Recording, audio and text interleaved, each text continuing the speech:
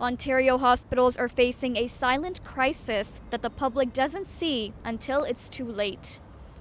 Due to a dangerous amount of staffing shortages, Ontario nurses say patients are being put at risk. And a new study suggests that the solution is actually very simple, simply limiting the amount of patients a nurse handles in a shift.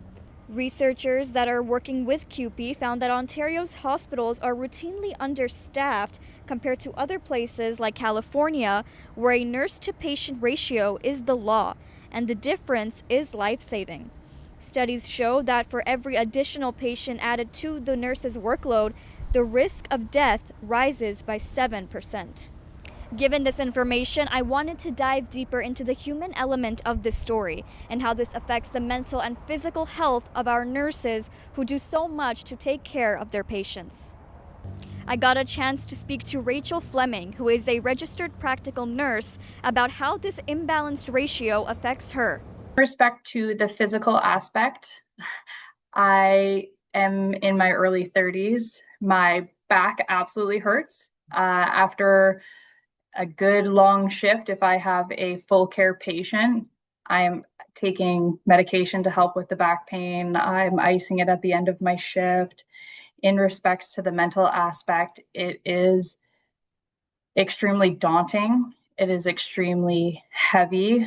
It leaves me haunted because nearing the end of the shift or heading home at the end of a shift, I'm not sure what I missed that day.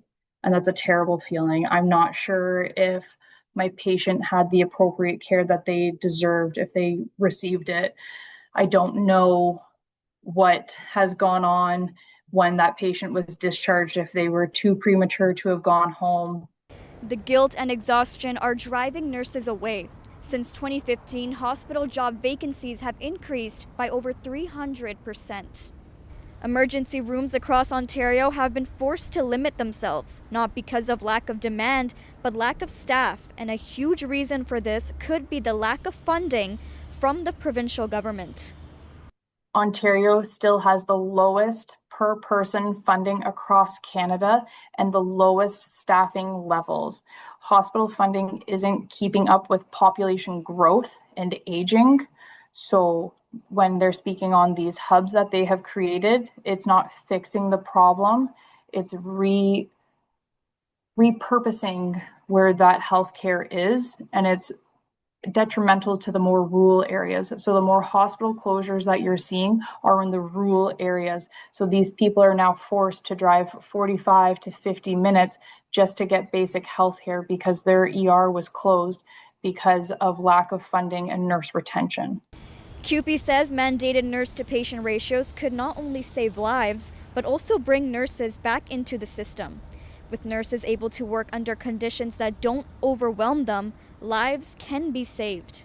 Worry most is that the deaths, because it is scary. I have aging family. I have family members that need proper care.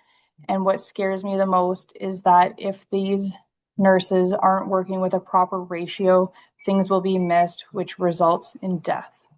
And that scares me the most. The authors of this study argue that Ontario cannot afford to ignore this evidence any longer. Without helping our nurses, this hidden crisis inside our hospitals will continue, and this will lead to higher risks for patients, longer wait times, and ER closures. The solution is clear. Ratios save lives.